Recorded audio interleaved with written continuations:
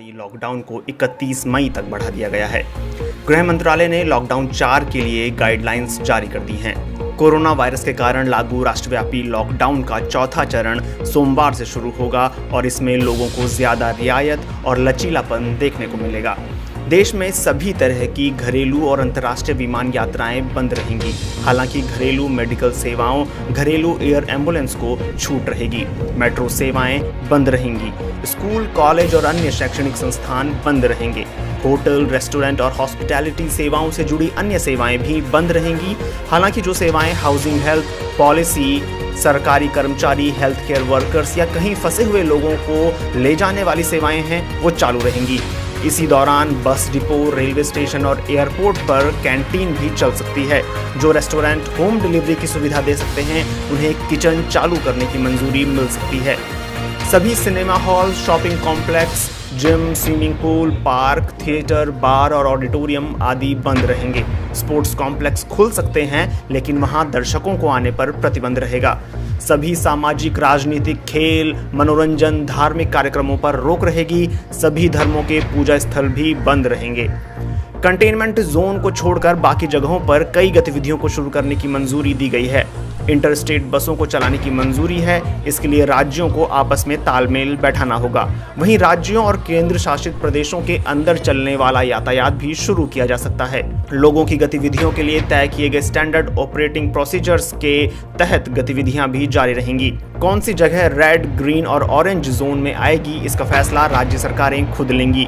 यह फैसला करते हुए उन्हें स्वास्थ्य मंत्रालय के मानकों का ध्यान रखना होगा। रेड और ऑरेंज जोन में कौन से इलाके कंटेनमेंट जोन और बफर जोन में आने चाहिए, इसका फैसला जिला प्रशासन करेगा। कंटेनमेंट जोन में सिर्फ आवश्यक सेवाओं को ही चालू रहने की मंजूरी रहेगी। इन इलाकों से लोगों को बाहर दूसरी जगहों पर जाने पर सख्त मनाही रहेगी। हालांकि मेडिकल इमरजेंसी की हालत में दूसरी जगह जाया जा सकता है। कंटेनमेंट जोन में घर घर जाकर सर्विलांस किया जाएगा। सभी जगहों पर आवश्यक सेवाओं को छोड़कर शाम 7 बजे से सुबह 7 बजे तक बाहर घूमने की मनाही रहेगी। स्थानीय प्रशासन इस दौरान इलाके में धारा 144 को सख्ती से लागू करेगा। निर्देशों में यह भी कहा गया है कि 65 साल से ज्यादा बुजुर्ग लोग, बीमार, गर्भवती महिलाएं और 10 साल से कम उम्र के बच्चे बहुत जरूरी काम होने पर ही घर से बाहर निकलें, वरना घरों के भीतर ही रहें। ऐसा भी कहा गया है कि जिन गतिविधियों पर अलग से पाबंदियां लगाई गई हैं, उनके अलावा बाकी सभी की इजाजत होगी। हालांकि कंटेनमेंट जोन में केवल जरूरी कामकाज की इजाजत रहेगी। ये भी कहा गया है कि राज्य और केंद्र शासित प्रदेश हालात का जायजा लेते हुए कुछ खास जोन में गतिविधि विशेष पर रोक लगा सकते हैं। निर्देशों में आरोग्य सेतु ऐप का जिक्र किया गया है। ऐसा कहा गया है कि ये ऐप संभावित खतरे की जानकारी देकर ढाल का काम करती है। दफ्तरों में लोगों की सुरक्षा का ख्याल रखने के लिए सभी कर्मचारी कंपैटिबल मोबाइल फोन में ये ऐप डाउनलोड करें और इस्तेमाल करें। इस बारे में जिला प्रशासन सभी लोगों को इस ऐप को इंस्टॉल कर अपना हेल्थ स्टेटस डालने का निर्देश दे सकता है।